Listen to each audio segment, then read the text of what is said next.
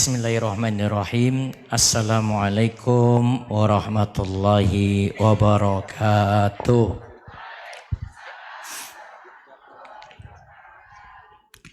Alhamdulillahi rabbil alamin. Hamdan katsiran thayyiban mubarakan fi kama yuhibbu rabbuna wa yardah. Wa asyhadu an la ilaha illallah wahdahu la syarikalah. Wa asyhadu anna Muhammadan abduhu wa rasuluh. Allahumma salli ala nabiyyina Muhammad wa ala alihi wa man tabi'ahum bi ihsanin ila yaumiddin. Allahumma inna nas'aluka ilman nafi'a wa rizqan thayyiba wa amalan mutaqabbala. Allahumma anfa'na bima 'allamtana wa 'allimna ma yanfa'una wa zidna ilma. Puji syukur kita panjatkan pada Allah, selawat serta salam semoga tercurah pada junjungan kita sekalian, Nabi Agung, Nabi yang mulia, suri teladan kita yaitu Nabi kita Muhammad sallallahu alaihi wasallam. Kita bersyukur pada kesempatan malam hari ini 15 Sya'ban 1446 Hijriah.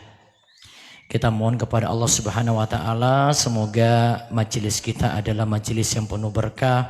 Allah beri kebaikan yang banyak, Allah beri barokah yaitu ziyadatul khair wa na'uhu.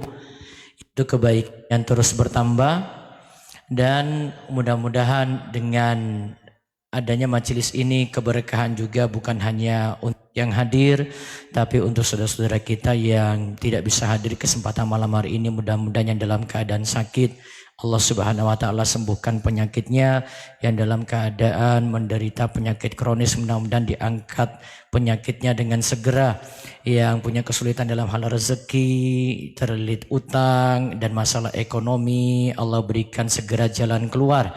Dan mudah-mudahan kita senantiasa diberikan kemudahan dalam kebaikan hingga akhir hayat dan kita diberikan husnul khatimah. Bapak dan ibu-ibu sekalian, malam hari ini kami sangat senang sekali bertemu dengan Bapak Ibu di Masjid Nurul Iman ini. Semoga pertemuan ini bagi kami pertama kali, tetapi setiap Rebu sebenarnya kami ngisi rutin di Kota Gede di Sekar Kedaton. Mungkin sebagian ibu-ibu ada yang hadir. Wonten Bu? Ada? Itu rutin setiap Rebu, dan mungkin sebagian jamaah sini ada yang pernah menghadirinya setiap Rebu jam 9 sampai jam setengah 11 dengan membahas beberapa materi yang mudah-mudahan jadi ilmu yang manfaat pula. Yang saya jarang ketemu itu dengan bapak-bapak karena memang pengajian saya biasanya pagi, terus sorenya saya mengurus pondok atau ada kajian rutin yang saya ngisi di Jogja dan di Gunung Kidul. Kalau sore ini tadi saya dari Masjid Pogung Dalangan, dan kemarin diminta dari PRM sini untuk mengisi. Saya sampaikan bahwasanya bisa insya Allah, tapi setelah saya ngisi di Masjid Pogung Dalangan karena rutin di situ setiap Kamis sore. Baru untuk kajian yang lainnya saya biasanya di Gunung Kidul kalau sore hari, sedangkan kalau pagi harinya biasanya di majelis ibu-ibu yang ada di Jogja. Jadi kalau dengan bapak-bapak saya biasanya ketemunya hanya sore hari saja. Sebelumnya ini saya perlu perkenalan terlebih dahulu? Perlu nggih? Oke. Baik, nama lengkap saya Muhammad Abdu, sedangkan Tuasikal itu marga saya, yang dimana marga ini asli dari Ambon. Karena nggak mungkin saya orang Jawa, Bu. Terus saya bisa menetap di Gunung Kidul, tadi disebut saya dari Panggang karena ngikut istri. Kebetulan 2005 saya KKN di Gunung Kidul, akhirnya kena kasus cinlok. Itu kasus luar biasa waktu itu. Akhirnya saya tanggung jawab di tahun 2007. Ya, 2007 nikah di tempat yang berbeda dengan tempat KKN saya. Jaraknya kurang lebih 2 km. Kok bisa? Karena dahulu tempat KKN saya nggak ada masjid untuk sholat Jumat. Kemudian saya harus nyebrang ke sebelah, ke dusun sebelah. Nah, kemudian lihat seorang gadis ayu dan cantik. Nah, kemudian dilirik-lirik, akhirnya 2 tahun kemudian dinikahi. Kata bapak mertua, saya nggak boleh pergi dari Gunung Kidul, jadi nggak boleh dibawa merantau jauh anak putrinya ke Papua, karena saya besarnya di Papua sebenarnya. Kemudian diterima di UGM dahulu di tahun 2002, KKN-nya 2005, lulusnya 2007. Alhamdulillah setelah menikah di tahun 2007, kemudian saat ini sudah memiliki 4 anak. Kenapa, Bu? Banyak. Mau nambah yang kelima tapi katanya suruh lahirkan sendiri. Nah, seperti itu. Dan kalau saya sendiri setiap Ahad dan juga ada kajian Selasa, ada juga malam Sabtu. Saya rutin di daerah-daerah di Gunung Kidul. Ada kajian saya di Wonosari, di Pelayan, dan setiap Ahad itu ada permintaan dari PCM untuk ngisi di beberapa tempat. Yang rutin itu di Tepus Tanjung Sari, kemudian ada di Saptosari juga, ada yang paling jauh itu kalau dulu ya, setelah pandemi ini agak berubah. Nah, kalau dulu itu sampai di Giri Subo dan Rongkop. Di utara juga ada di Ngawen dan Ngelipar. Jadi kalau maju bupati kayaknya saya bisa menang, Bu. Tapi nggak pernah mau, mendingan saya ngisi keliling seperti ini saja. Nah, itu untuk mukadimah cukup nggih? Kalau ada yang nanya istri saya nggak bawa istri. Istri saya ada di rumah, kapan-kapan mudah-mudahan jamaah Masjid Nurul Iman dan lainnya di sini bisa rekreasi ke tempat saya. Ada pantai yang nggak ada di kota gede sini.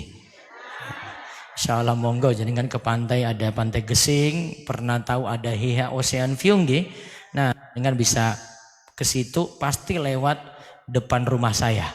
Nanti bisa lihat lingkungan pondok saya namanya Darus Solihin.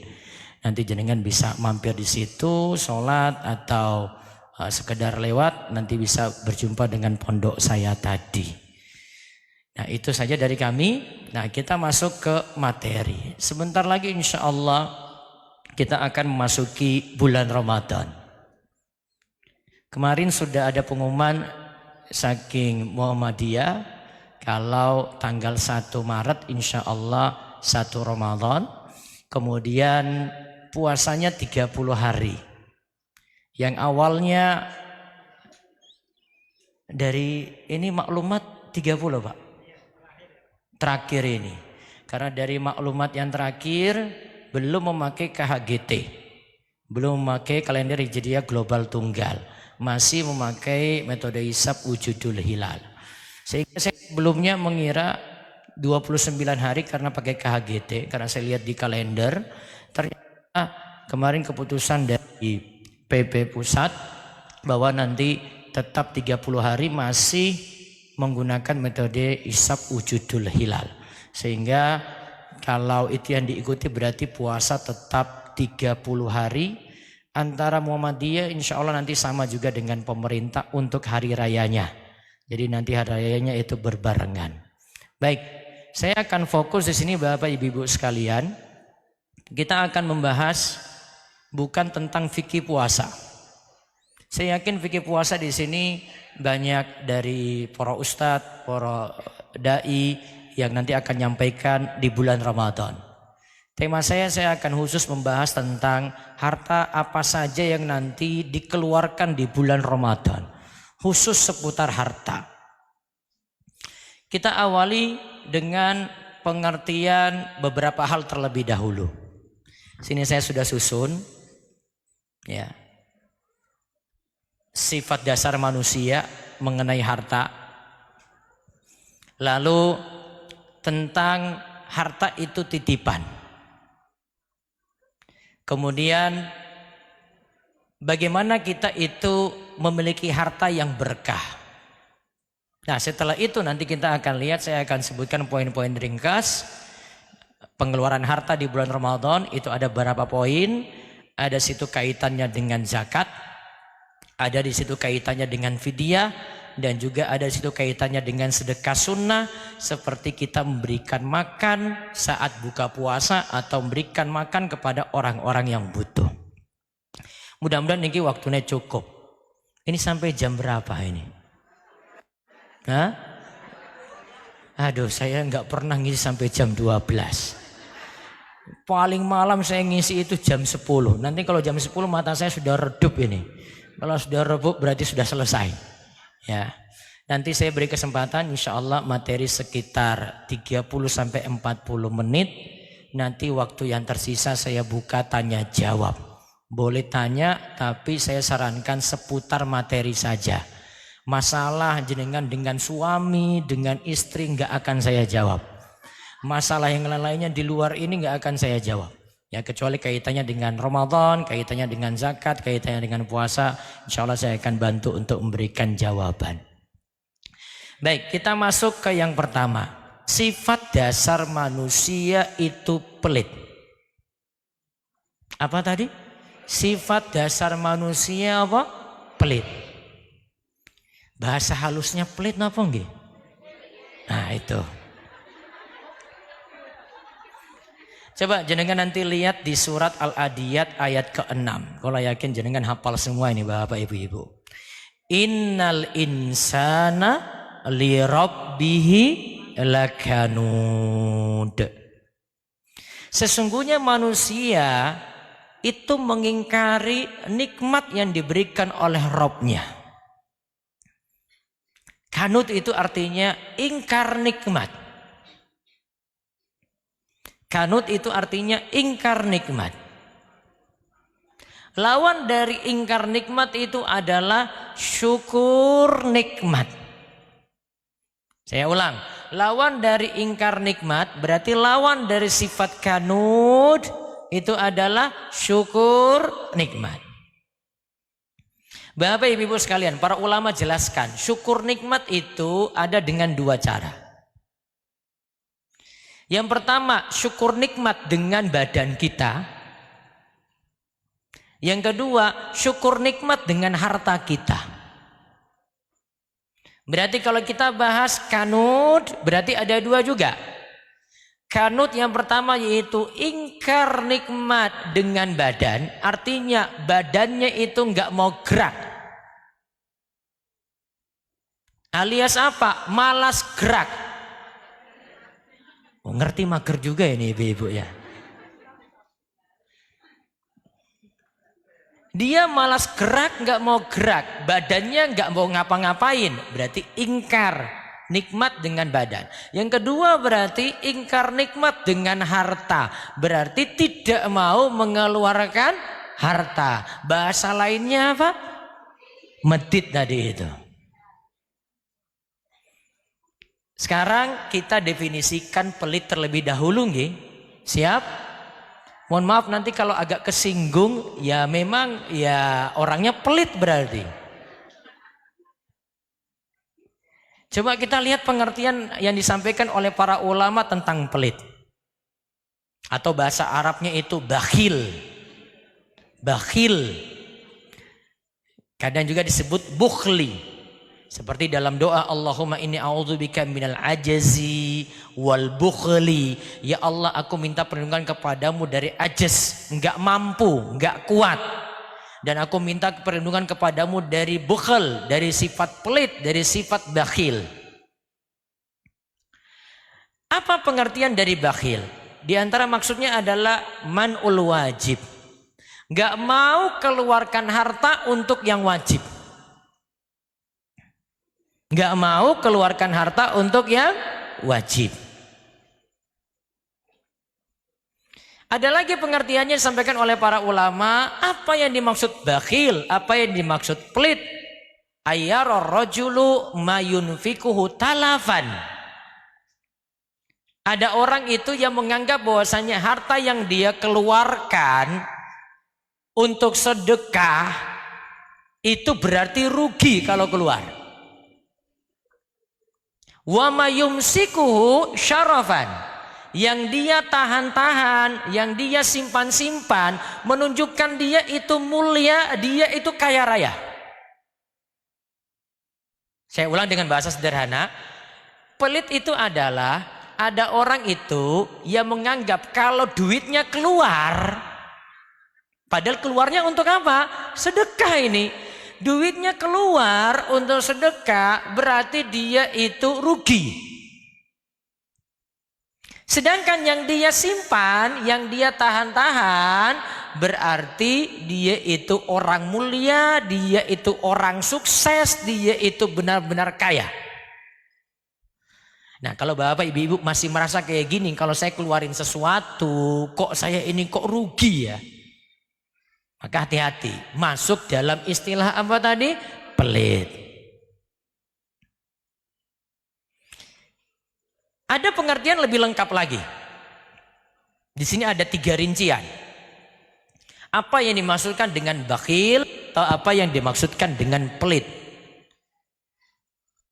Kata para ulama, pelit itu imsakul mal, nahan-nahan harta. Haitsu yajibu bazlu bihukmi syar'i, padahal sudah waktunya untuk dikeluarkan. Ini sekarang waktunya nih, tapi dia nggak mau keluarkan itu. Seperti bayar zakat. Au bihukmil muru'ati kal hadiyati. Atau dia tidak mau keluarkan, padahal umumnya orang-orang nganggap orang ini baik kalau keluarkan. Seperti kasih hadiah. Saat Idul Fitri itu biasanya ada hadiah-hadiah kecil nggih. Apa bentuknya, Bapak Ibu-ibu? Apa bentuknya? Uang. Amplop isinya duit. Siapa yang dapat? Anak-anak. Tuh. Coba kalau jadikan lihat ada orang itu, ya ini semua umumnya ngasih gitu ya. Ada orang satu nggak ngasih, pasti sini kan, ibu itu pelit sekali dia. Masa kasih amplop isi 5.000 saja nggak mau? Karena umumnya orang-orang ngasih, sudah kasih aja. Terus ada lagi yang bagian yang ketiga, wa tarkul mudhayaqati wal istiqsa'i fil muhakkirat. Disebut pelit itu ketika banyak perhitungan padahal cuma mengeluarkan sesuatu yang sedikit atau rugi sedikit. Yang ketiga ini contoh keseharian Bapak Ibu-ibu, mohon maaf. Kembalian saja dihitung-hitung, nuntutnya mau sampai nuntut ke polisi itu, coba lihat. Jadi kan coba Bapak Ibu-ibu, kembalian 500 itu kecil nggih? Kembalian 1.000 masih kecil? Nggih.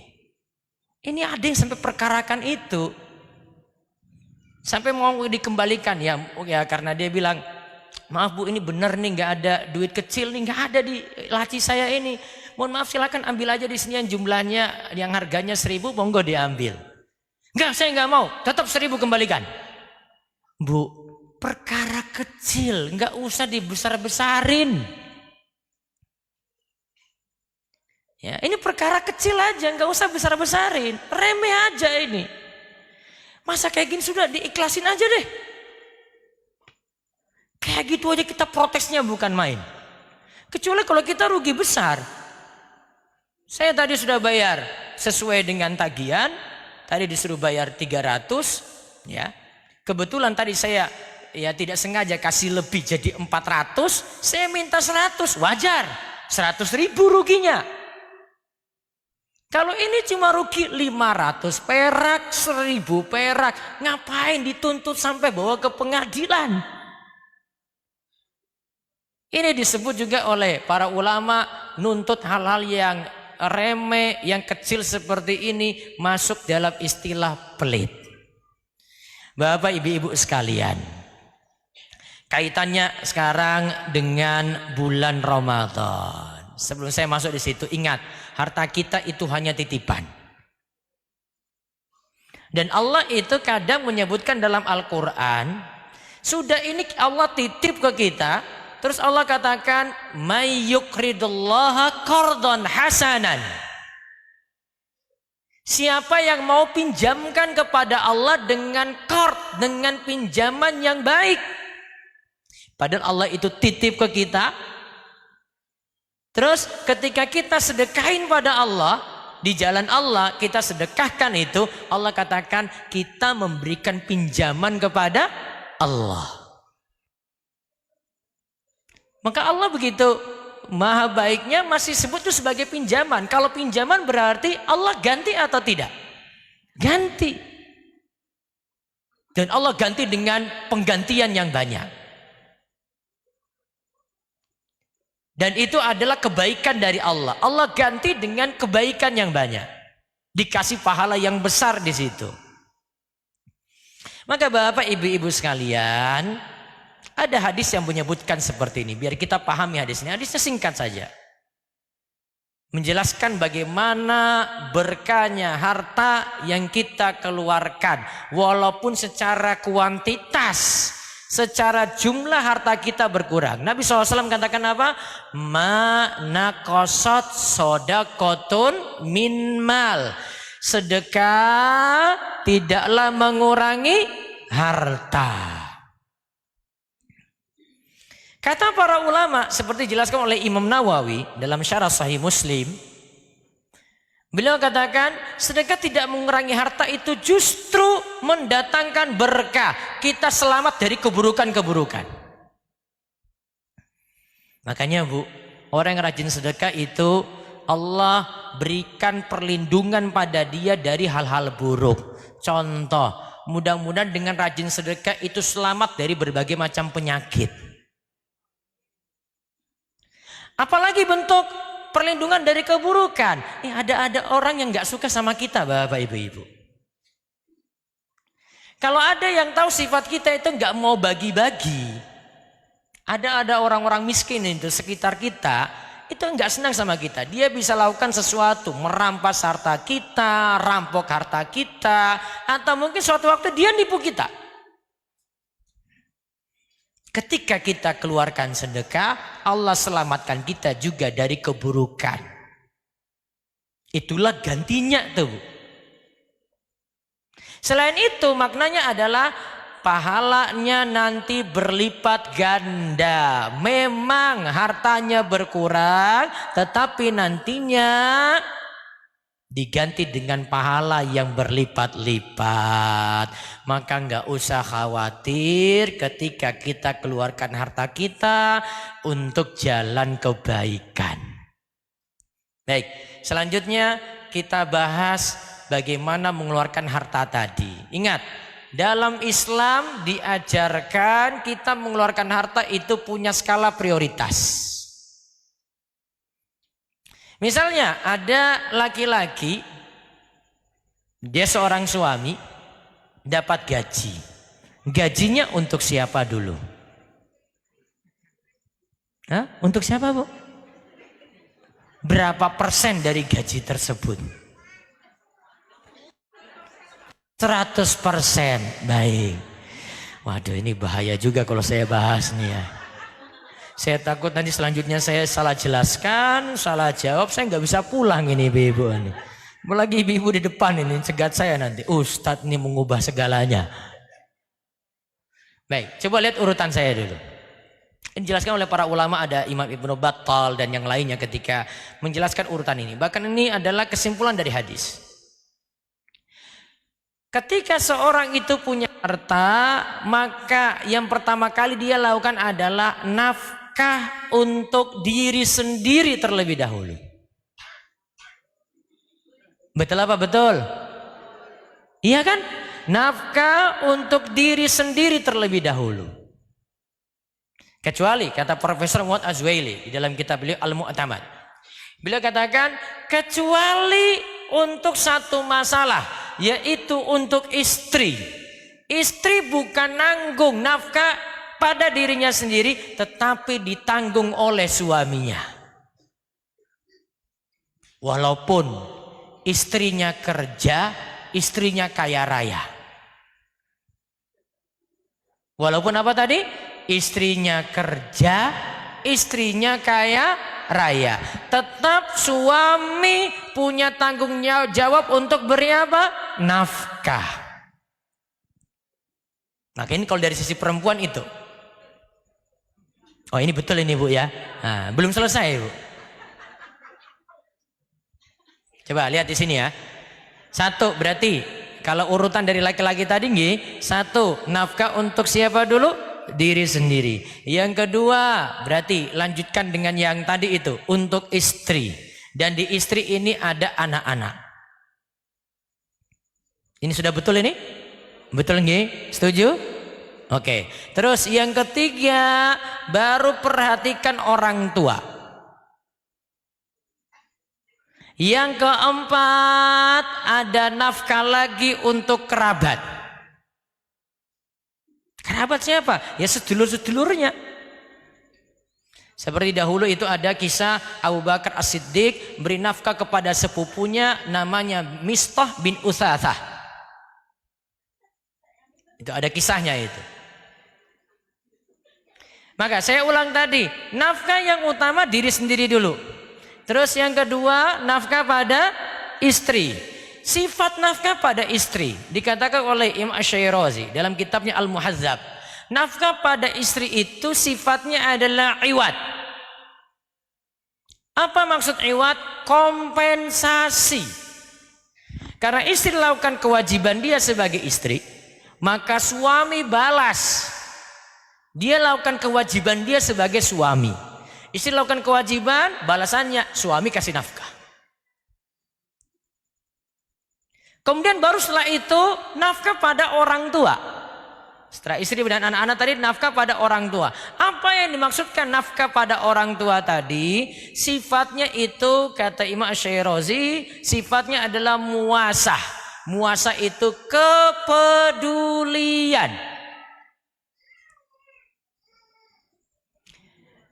Dan para ulama urutkan nih iwad lebih didahulukan daripada muasah. Yang sifatnya kompensasi tadi, tanggung jawab tadi itu lebih dahulukan daripada yang kepedulian. Maka kalau terjadi masalah, ini rezekinya pas-pasan.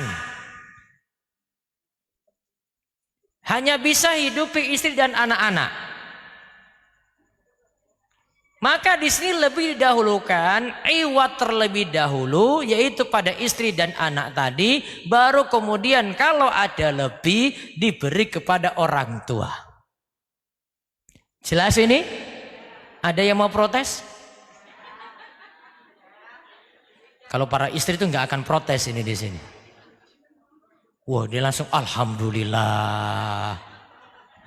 Tadi tentang masalah 100% atau bagaimana urusan ibu dengan suami. Yang penting tadi nafkah terpenuhi. Terus Imam Ibnu Battal mengatakan, kalau sudah pentingkan nafkah di sini, maka urutan berikutnya lagi setelah nafkah, kalau harta tersebut masih ada dan tersimpan, maka ada zakat. Nanti akan saya jelaskan sekilas. Kemudian kalau masih ada kelebihan lagi, baru mikirkan yang di bawahnya, yaitu sedekah sunnah. Apa contoh sedekah sunnah? Nanti kita akan singgung, misalnya beri makan buka puasa. Sedekah sunnah infak untuk bangun masjid. Sedekah sunnah bantu anak yatim, bantu para duafa, bantu para janda yang susah.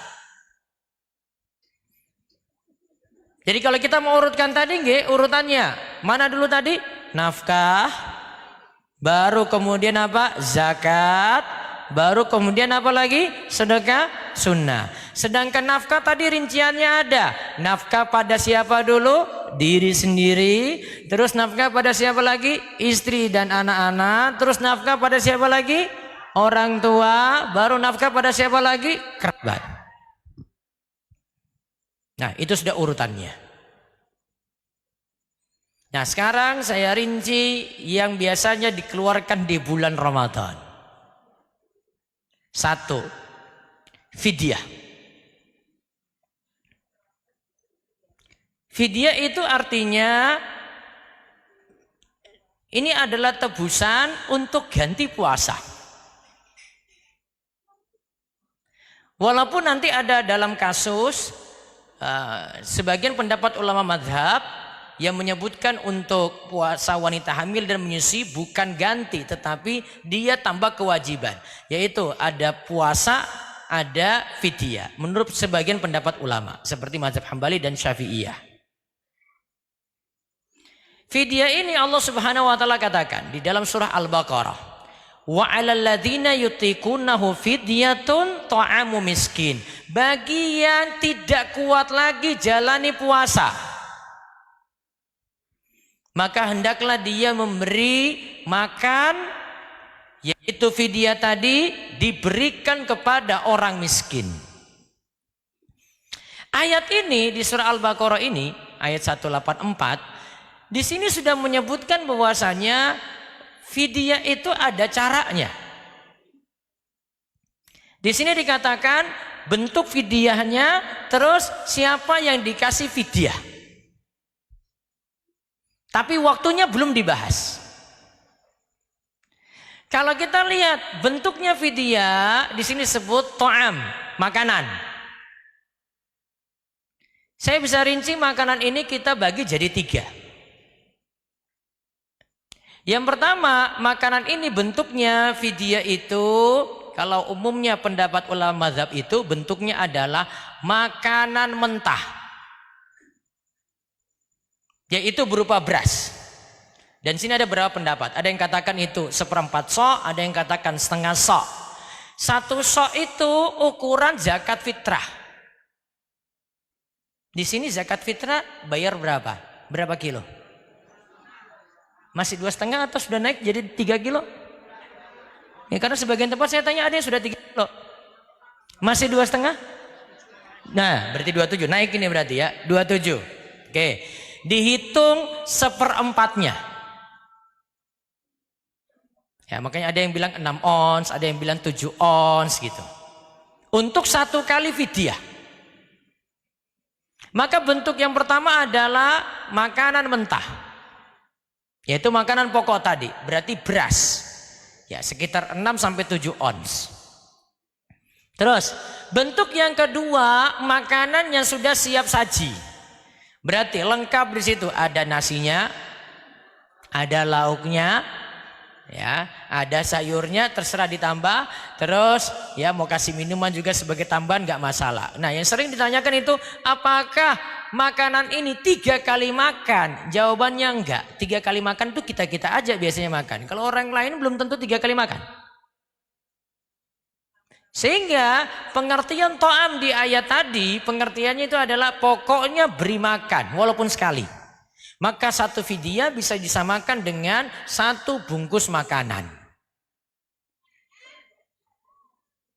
Oke, terus yang ketiga, nah bentuknya ini sebagian pendapat belakangan lagi, ya, dibentuk jadi uang. Jadi dihargakan uang berapa, kemudian diserahkan dalam bentuk uang tadi.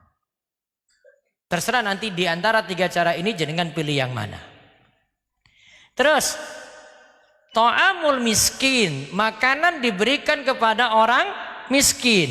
Nah, orang miskin di sini ini berarti yang dikasih fidyah. Pak Ustadz, saya mau kasih fidyah ibu saya, dia kebetulan Ramadan ini tidak puasa, saya akan serahkan ke Masjid Nurul Iman untuk buka puasa sore nanti. Sekarang pertanyaannya, yang buka puasa itu orang miskin semua apa bukan? Oke, maka tidak bisa dikasih ke situ. Berarti dia harus spesifikkan dikasih kepada orang miskin. Terus waktunya bayarnya kapan? Kalau yang jelas, kalau kita kaitkan fidyahnya dengan puasa, ya berarti bayar ketika puasa. Waktu yang tidak dibolehkan bayar adalah belum masuk Ramadan sudah bayar DP di muka. Nah, itu bahasa saya itu. Wah Ustadz, ibu saya ini dia sudah sepuh, Besok nggak mau puasa, besok nggak kuat puasa Ustadz. Terus saya bayar semuanya 30 hari. Langsung saya bayar di muka. Sudah masuk Ramadan? Belum. Itu namanya belum kena kewajiban, sudah paksakan untuk bayar. Nggak boleh. Yang boleh bagaimana? Nah, kalau nggak mau mikir panjang-panjang, bayar terakhir di akhir Ramadan. Langsung di akhir Ramadan atau setelah Ramadan, bayar langsung 30 fidyah. Kalau mau nyicil tiap hari, bisa. Bayarnya hari ini nggak puasa, sorenya bayar fidyah. Masalahnya cuma satu bungkus. Ya kan, kalau tadi dibentuknya makanan. Kalau tidak, paling cepatnya itu, misalnya, ini hari apa? Taruhlah besok Jumat ya. Taruhlah hari Jumat. Malam Jumat, berarti sudah masuk waktu maghrib, boleh bayar fidyah untuk besoknya. Tapi nggak boleh 2 hari, 3 hari sebelumnya nggak boleh. Karena belum kena kewajiban. Itu satu pembahasan tentang apa tadi? Fidyah. Bagi yang sepuh, yang tidak kuat lagi puasa, selama masih waras nih. Kalau sudah nggak waras lagi, ya sudah nggak bisa berpikir lagi. Contoh sederhana nih, hari ini puasa, masih tanya kayak gitu. Terus sahur ikut makan sahur, jam 6 sarapan. Terus jam 8 dia butuh makan lagi. Aslinya nggak kuat di sini. Tapi kalau dia masih bisa mikir, berarti masih kena kewajiban, masih ada fidyah. Tapi kalau mohon maaf, tidak bisa mikir lagi. Tadi saya dapat jamaah itu, dia pas sholat samping saya, dia nanya, Pak Ustadz, ini sholat apa? Ini sholat maghrib Pak. Mohon maaf, saya kalau nganggap seperti ini, padahal sudah tahu ini waktu maghrib masuk. Isya masih ditanya, ini zuhur apa maghrib? Orang ini sejatinya sudah tidak bisa mikir lagi. Artinya sudah lepas kesadaran. Kalau sudah lepas kesadaran berarti tidak ada kewajiban puasa. Kalau tidak ada kewajiban puasa berarti tidak ada fidyah. Paham bedanya? Terus yang kena fidyah gimana? Masih waras. Masih bisa mikir. Tetapi apa? Tidak bisa jalani puasa. Coba suruh puasa. Jam 6 butuh sarapan. Jam 8 minta lagi. Jam 10 minta lagi. Berarti nggak kuat puasa. Maka nanti kewajibannya langsung ganti apa? Fidyah. Fidyah ini makanya saya masukin ke dalam masalah harta. Dikarenakan harus bayar. Kalau bisa gunakan harta si orang tua nih yang tidak bisa puasa tadi, bagus. Kalau dia tidak punya harta karena sudah tidak kerja lagi, anak-anak bisa patungan atau mungkin salah satu orang itu nanggung fidyah tadi. Terus sekarang yang kedua, zakat fitrah. Farada Rasulullah sallallahu alaihi wasallam zakat al-fitri. Tu'matan lil masakin wa tuhratan lisaim. Rasulullah SAW itu mewajibkan zakat fitrah. Apa tujuannya? Untuk memberi makan kepada orang miskin dan juga untuk menyucikan orang-orang yang berpuasa minal lagwi wa rafathi. Karena dalam puasa itu ada kata-kata yang sia-sia, ada kata-kata kotor. Ditutup dengan zakat fitrah. Nah, kita bahas tentang zakat fitrah di sini. Zakat fitrah itu nama lainnya zakatul abdan. Apa itu zakatul abdan? Zakat terkait dengan badan. Maka yang dilihat itu adalah orang yang dibayarkan zakat ini masih hidup. Walaupun baru lahir 2 jam. Kapan patokannya dia kena kewajiban zakat fitrah? Dia mendapati tenggelamnya matahari atau waktu maghrib pada malam takbiran. Besok Idul Fitri, malam ini dia masih dapati tenggelamnya matahari. Contoh, 2 jam sebelum tenggelam matahari anak ini lahir. Berarti kan hidup. Dapati waktu maghrib dalam keadaan hidup. Masih 2 jam tadi. Maka sudah kena kewajiban zakat fitrah. Tapi Tapi kalau ada orang, maaf, meninggal dunia 2 jam sebelum matahari tenggelam, berarti dapati waktu maghrib? Enggak, karena sudah meninggal dunia. Maka sejatinya dia tidak kena kewajiban zakat fitrah.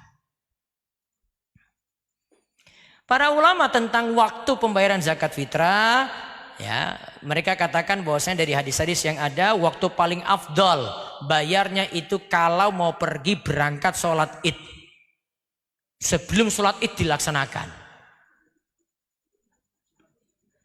Waktu yang masih dibolehkan, ya, kalau berdasarkan hadis-hadis yang ada 2-3 hari sebelum Idul Fitri.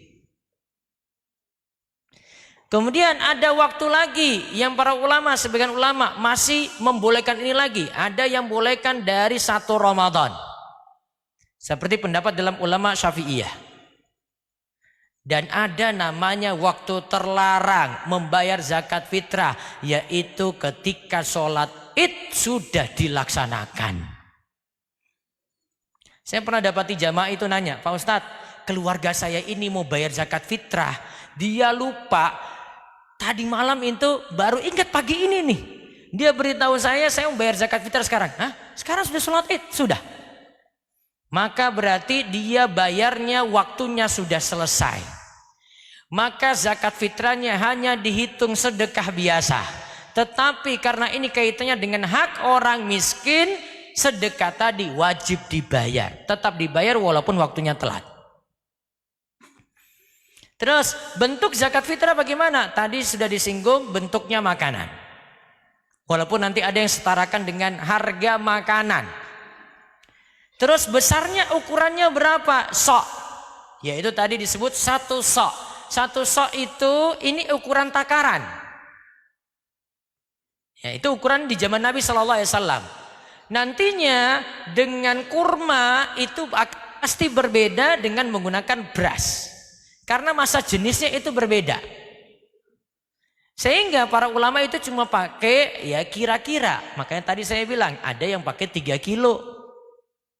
Nah sekarang di kota gede sini sudah 2,7 kilo. Ada yang tetap masih 2,5 kilo. Setahu saya sebagian itu ada yang hitung 1 sok itu cuma 2,1 atau 2,2 kilo. Sehingga kalau ada yang bayar misalnya 2,5 kilo, Pak Ustadz saya kurang sedikit nih. Sudah sah aja seperti itu.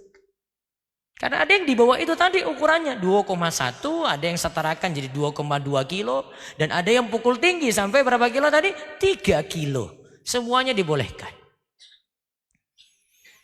Kemudian nantinya zakat fitrah ini segera dibayarkan. 1 keluarga ditanggung oleh kepala keluarga. Kepala keluarga berarti siapa? Suami. Suami bayarkan zakat fitrah istrinya, bayarkan zakat fitrah anak-anaknya, termasuk juga kalau ada pembantu dia bisa bayarkan zakat fitrah untuk pembantunya. Kalau orang tuanya ngikut dia bisa bayarkan juga zakat fitrah untuk orang tuanya. Terus penyalurannya, nanti kita bahas penyalurannya sama seperti zakat mal. Lalu terakhir pembahasannya adalah tentang zakat mal. Tadi saya sebut zakat fitrah itu sama dengan zakat badan. Ya kan? Karena terkait dengan apa? Orang. Yang kedua di sini namanya zakat mal karena terkait dengan harta. Hah? Terkait dengan harta. Oh berarti bisa saja anak kecil punya harta terus terkena zakat. Kan bisa saja orang tua ada yang kasih anaknya duit terus orang tuanya pegang duit ini dia bilang ini ibu pegang, ini duitmu, ibu tabung. Kalau memang nanti sudah terpenuhi syarat maka uang ini kena zakat atas nama anak ini walaupun anaknya belum balik. Kenapa kena? Karena zakat mal itu terkait dengan hartanya bukan terkait dengan orang. Sama misalnya ada yang punya harta tetapi dia tiba-tiba stres, tiba-tiba gila. Misalnya dia punya harta 271 triliun. Oh pernah dengar duit ini ya? Pernah ya? 271 triliun. 1 minggu kemudian ditangkap KPK, terus dia stres. Tapi duitnya masih ada enggak? Masih ada Ustadz. Berapa? 271 triliun. Cari walinya, siapa yang pegang harta ini, dia bayarkan. Jadi bukan masalah dia gila tadi, bukan. Uangnya ada. Siapa yang ngurus ini? Yang ngurus ini bayarkan zakat untuk ini. Maka sekali lagi zakat mal itu bukan kaitan dengan orang, tetapi kaitannya dengan apa? Harta. Terus siapa yang kena kewajiban ini? Satu, tentu saja orang muslim. Yang kedua, merdeka. Yang ketiga, orang ini memiliki harta tersebut. Berarti yang tidak memiliki harta tadi, atau hartanya itu dipegang oleh orang, gak balik-balik. Contohnya apa? Pak, Bu, jenengan pernah alami nggak punya teman pinjam uang nggak balik-balik? Pernah? Sakit nggak? Sakitnya di mana? Tuh. Itu harta di dia terus. Saya miliki nggak? Nggak pulang kok. Beda kalau dia bayar rutin. Bu, saya insya Allah saya janji nih tiap bulan saya bayar. Saya bayar 10 kali. Betul, betul. Dia buktikan tiap bulan dia bayar nyicil pelan-pelan 10 kali. Benar, lunas. Maka ketika uangnya ada di dia, itu seperti harta kita yang ada di orang lain. Maka yang ketiga di sini, harta harus dimiliki. Saya kasih contohkan yang kasus saat ini itu. Contoh kalau jenengan sudah setor biaya haji ke Kemenak. Pertanyaannya, itu milik siapa? Bisa ditarik lagi atau tidak? Bisa ditarik? Hah? Nggak bisa. Kalau dia nggak jadi berangkat karena meninggal dunia, kan diwariskan aja ke anaknya kan? Dia yang berangkat, anaknya ini yang berangkat. Maka tidak bisa ditarik. Sehingga tabungan haji tadi yang sudah disetor di Kemenak tadi, maka tidak usah dimasukkan dalam hitungan zakat. Terus yang keempat, harta ini adalah kelebihan dari kebutuhan pokok. Maksud kelebihan dari kebutuhan pokok itu apa? Dalam Islam itu uang kita pakai dulu. Ada kelebihan, baru kemudian kita keluarkan zakatnya dari situ ketika harta tersebut tersimpan. Lalu yang kelima, harta tersebut sudah mencapai nisab. Apa itu nisab? Nisab itu kadar minimal. Suatu harta itu kena zakat. Di bawah nisab tidak kena zakat. Artinya orang ini belum disebut kaya. Tapi ketika sudah mencapai nisab, maka kena zakat. Orang ini sudah disebut ghani, aghnia, sudah disebut kaya. Contoh. Ada di sini yang punya ternak? Ada? Nggak ada? Nggak saya bahas. Ada yang sini punya pertanian, sawah? Nggak ada juga, nggak saya bahas. Ada yang punya emas? Ada? Contoh emas saja kalau gitu. Emas ini kena zakat jika sudah mencapai 20 dinar. Sama dengan 85 gram emas. Atau setara dengan nilai 85 gram emas murni. Harga emas sekarang berapa, Bu?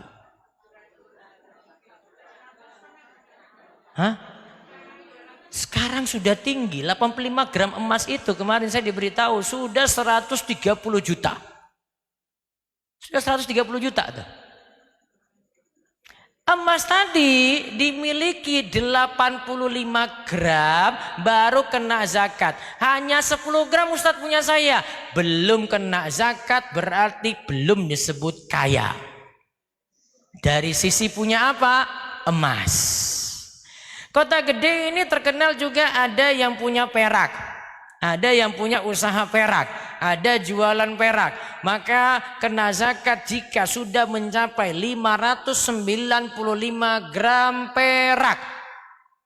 Di bawah itu belum kena. Terus zaman ini ada mata uang. Ada yang rupiah, ada yang dolar, ada yang real dan seterusnya. Para ulama itu katakan nisabnya itu kapan kena zakat kalau punya simpanan uang, yaitu kalau sudah mencapai antara emas atau perak. Perak itu kalau dirupiahkan itu hanya sekitar 7 juta. Kalau emas tadi yang saya sebut 130 juta. Antara emas atau perak lebih dekat dan paling rendah itu perak. Maka ibaratnya yang punya simpanan sudah mencapai 7 juta minimal, maka sudah kena zakat. Lalu syarat yang berikutnya lagi kena zakat itu kalau harta tadi itu bertahan haul 1 tahun hijriah. 1 tahun hijriah. Contoh tadi punya emas, emasnya ada berapa? 100 gram.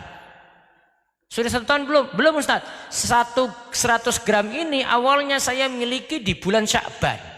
Maka nanti bulan Sya'ban tahun berikutnya dicek lagi emas tadi itu sisa berapa? Oh Ustaz, jadi 120 gram. Oh berarti kena 120 gram karena sudah di atas nisab 85 nggih, maka kena zakat ya 2,5%.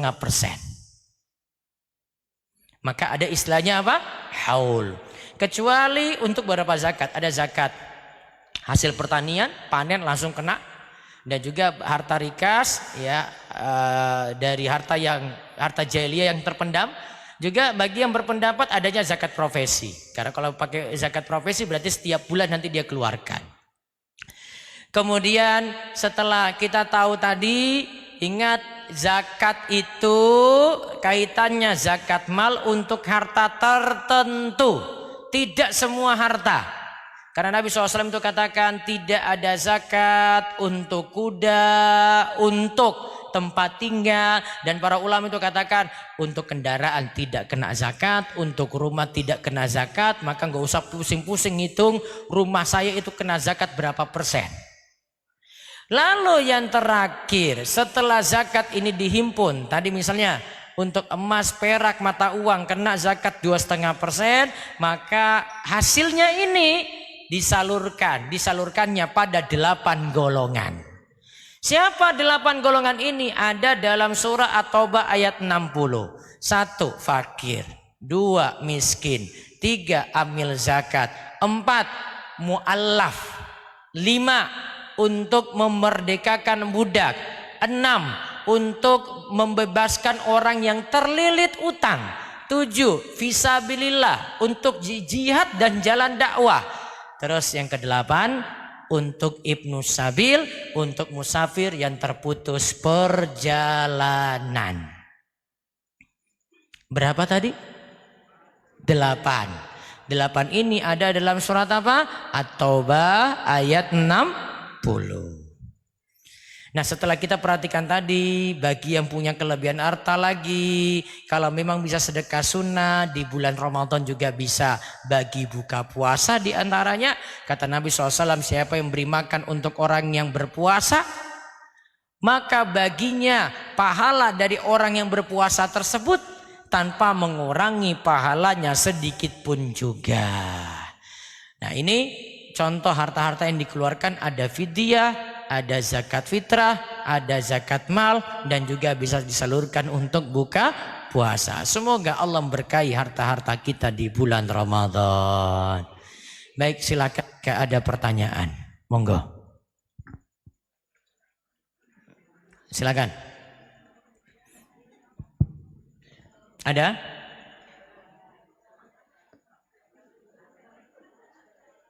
Bapak-bapak ada? Nah, monggo 1. Waalaikumsalam warahmatullahi wabarakatuh. Sebentar Bu, pakai mic Bu. Hah, nggak usah pakai mic. Nggih.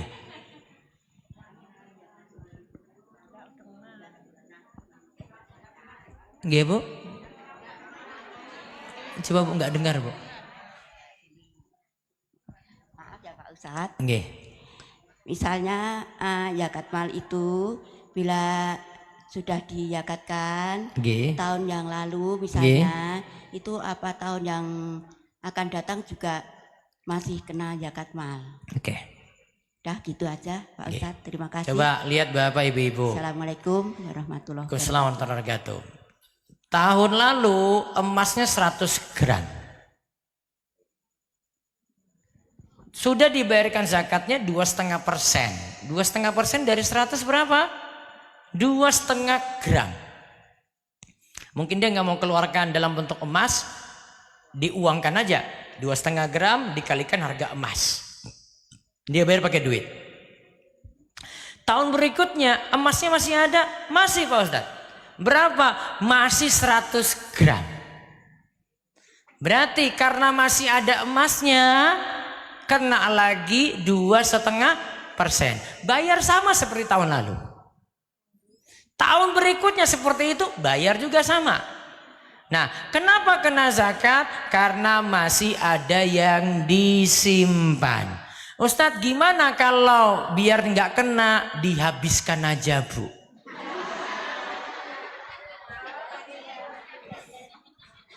Resiko simpan uang, resiko simpan emas, maka punya kewajiban apa?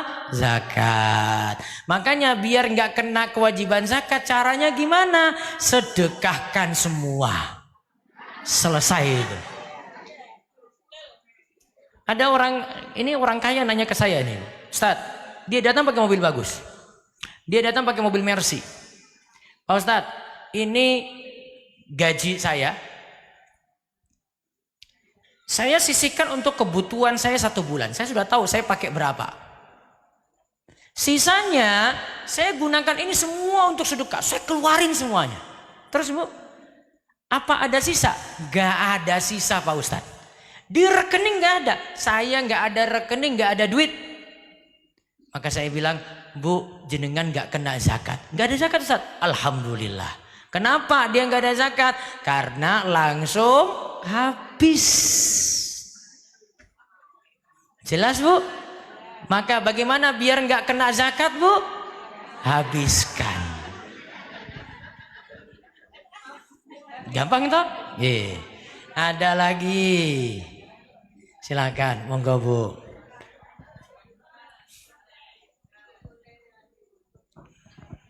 Baik Pak Ustadz, jazakallahu khair untuk ilmu-ilmunya. Ya. Saya mau tanya, untuk pembayaran kodok puasa bagi perempuan itu, apakah boleh digabungkan dengan puasa sunnah lainnya? Okay. Misal pas Syawal itu mau digabung dengan kodok puasa wajib dengan Syawal, apakah boleh? Ya. Itu saja Pak Ustadz, terima kasih. Saya rinci jadi 2. Kalau ditanya, boleh nggak saya kodok puasa, saya bayarkan dengan puasa Senin Kemis sekalian.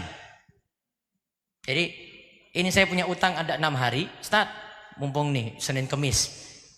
Puasa pertama, puasa kedua, kodok ketiga, keempat, 5, 6. Senin Kemis saya selesaikan untuk 3 pekan, pas dapat 6 hari.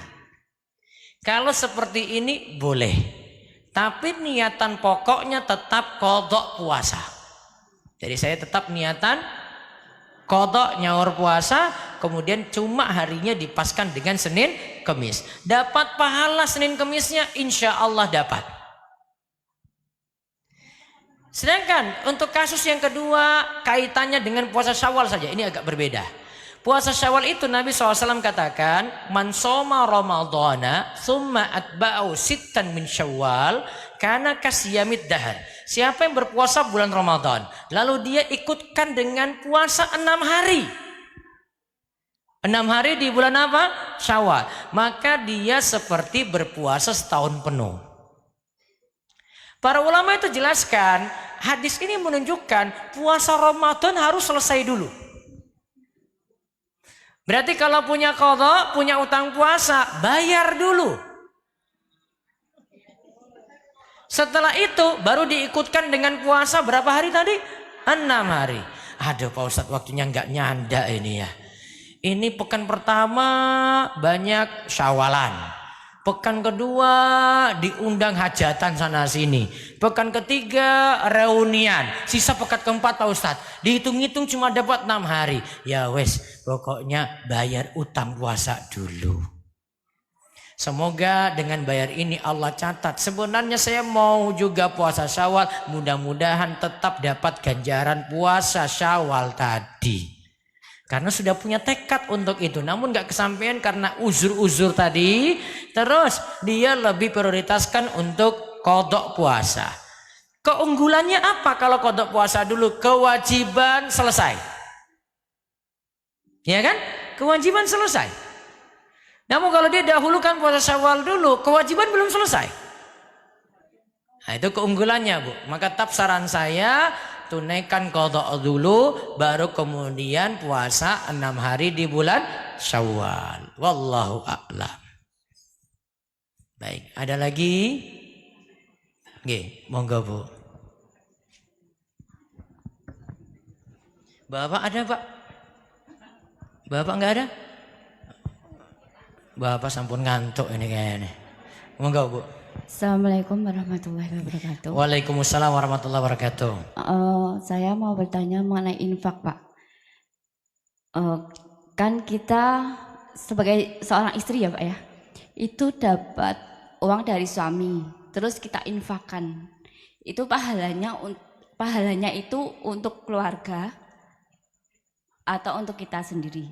Terus bedanya kalau kita misal kita sudah kerja, itu hasil keringat kita dan kita infakkan, itu pahalanya untuk kita sendiri apa bisa untuk keluarga juga? Oke, gitu. baik. Terima kasih, Pak. Assalamualaikum warahmatullahi wabarakatuh. Waalaikumsalam warahmatullahi wabarakatuh. Pertanyaannya bagus. Yang pertama, suami punya gaji, oke, diserahkan pada istri. Terus istri pakai ini untuk infak. Pertanyaannya, uang yang diserahkan suami kepada istri tadi itu sebenarnya duit siapa?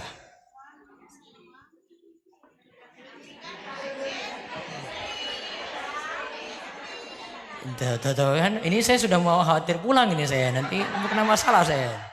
Saya ulang nanya, Bu.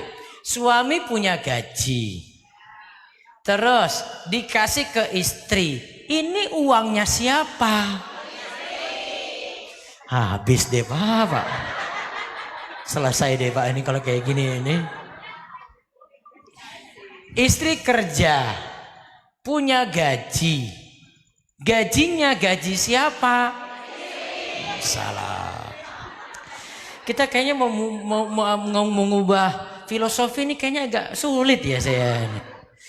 Ya Allah, Bu. Saya contoh kasih ini aja lah, pakai dalil aja deh. Sudah, biarin ini selesai ini kalau saya pakai dalil nih, nggak bisa protes nanti ini. Suatu saat itu ada sahabat namanya Ibnu Mas'ud. Istrinya namanya Zainab. Kebetulan antara Ibnu Mas'ud dengan Zainab ini agak beda. Zainab istrinya ini punya simpanan banyak, simpanan harta banyak. Ibnu Mas'ud, mohon maaf, kurang hartanya, alias kere. Terus Nabi SAW itu pernah kasih nasihat kepada sahabat-sahabat wanita itu.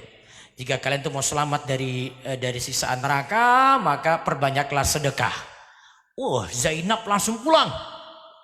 Dia ambil perhiasannya tadi. Dia ambil simpanannya. Dia keluar, kemudian Ibnu Mas'ud langsung cegat dia. Mau kemana? Saya mau sedekahkan ini. Emangnya saya bisa kasih kepada kamu? Coba tanya saja pada Rasulullah SAW. Kalau Rasulullah SAW itu katakan iya, berarti bagusnya hartamu tadi yang kamu mau keluarkan zakatnya untuk saya saja. Ternyata ditanyakan kepada Rasulullah SAW jawabnya, boleh si istri tadi kasih zakatnya untuk suami.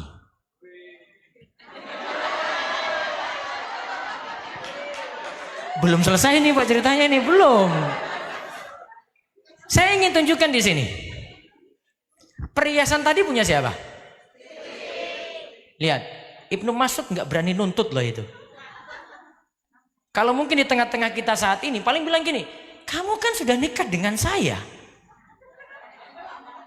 Kamu tahu diri dong. Perhiasanmu juga perhiasan saya, sama juga. Nanti hartaku juga hartamu. Ternyata Ibnu Mas'ud nggak kayak gitu, tetap dia nganggap, itu perhiasanmu ya, itu simpananmu, berarti milik si Zainab itu miliknya Zainab, keadaannya Ibnu Mas'ud berarti iya dia kayak gitu aja. Berarti kesimpulan ringkasnya, harta si istri milik siapa? Istri, dan harta suami milik aduh, berat ini. Enggak, ini saya belum bahas itu, Bu. Nanti tunggu dulu, masalah sini sendiri nanti, Bu. Ibu lagi bahas gonong gini namanya. Jelas itu ya Bu ya? Harta istri milik istri, gaji istri tadi milik istri, gaji suami milik suami. Cuma, ada cumanya pembahasan yang tadi itu loh. Ada kewajiban nafkah. Nah itu. Jadi seandainya suami pegang gajinya sendiri, terus kalau istri butuh apa? Nah, boleh? Boleh nggak? Saya nggak masalah kasus ibu ini. Boleh atau tidak? Boleh. Uangnya dia. Ya, kalau kurang ya minta lagi. Mas sudah habis. Selesai toh.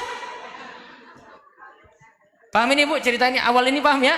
Oke. Berarti tadi suami nitipkan uang nih untuk belanja bulanan. Uangnya siapa? Suami. Apa aturannya kalau pakai duit orang? Apa aturannya kalau kita ingin pakai duit orang? Minta izin. Mas, saya pakai ini untuk sedekah nggih. Oh nggih, nggak apa-apa. Minta izin tuh ada dua. Minta izin dengan ngomong langsung, atau yang kedua, minta izinnya nggak perlu ngomong karena sudah diketahui. Sudah kamu pakai saja. Kamu kan istri saya. Tergantung dengan suami. Ada suami maaf, meditnya luar biasa. Enggak ada di sini Bu, enggak ada di sini. Di negeri Konoha Bu, Konoha. Enggak ada di sini. Orangnya enggak hadir. Nah, itu mungkin di alam goib sana Bu. Wah, ada yang meditnya luar biasa. Apa-apa perhitungan sekali. Padahal tadi saya sudah kasih tahu pengertian tadi itu loh. Ada sifat pelit itu terlalu banyak hitung yang kecil-kecil. Perhitungan sekali. Mana laporannya itu? Wah, lebih daripada KPK, coba lihat. Ada yang loyal banget. Sudah pakai aja. Kurang nih. Sudah, nanti saya kasih lagi. Kalau apa? Kalau habis dimarahi. Ya. Tergantung tipe suami ini Bu. Nah, maka kalau memang dia bebasin, oh berarti boleh pakai Bu. Sudah kamu pakai ini pokoknya untuk belanja bulanan, mau pakai untuk hal lain silakan. Ya, dan biasanya ada suami juga sudah tahu. Ya istri saya biasanya bantu-bantu kayak gitu kok. Berarti sudah diizinkan. Oke? Sedangkan tadi yang kasus kedua, istrinya kerja, gajinya berarti milik siapa? Oke, milik istri. Berarti kalau sedekah, boleh atau tidak? Boleh. Mesti izin suami? Ada hadis yang sebutkan karena sudah nikah. Baiknya ngomong. Tapi tidak wajib. Cuma disarankan saja. Artinya kalau memang itu gajinya dia, sudah pakai bebas. Dia mau belanja kek, mau check out di keranjang ini kek. Terserah dia. Ya. Dia mau sedekah, terserah dia. Duitnya dia kok. Tapi kalau mau lebih baik, ngomong saja pada saya. Mas tadi saya pakai untuk ini, untuk ini. Enggak beritahu juga tidak dosa. Wallahu a'lam bishawab. Sudah puas nih Bu? Aman berarti bagi saya nggih? Alhamdulillah. Saya bisa pulang berarti. Oh ya pahalanya. Kalau istri tadi pegang duit suami, lalu dia belanjakan harta itu untuk infak masjid, untuk sedekah macam-macam nggih, maka kalau istri jadi bendahara yang baik dapat pahala seperti yang punya duit. Berarti pahalanya sama. Oh yang punya duit suami. Suami dapat pahala. Istri yang pegang duit juga dapat pahala. Sama berarti Pak. Aman. Cukup? Oke. Cukup nggih? Ya, saya sudah ngantuk ini sudah berat sekali ini. Serius. Saya nggak pernah ngaji itu lebih dari jam 10. Biasanya itu setengah 10, jam 10. Ini paling lama ini. Spesial karena tablik akbar. Pon. Nggak ada pertanyaan lagi? Apa tadi Bu? Yang apa?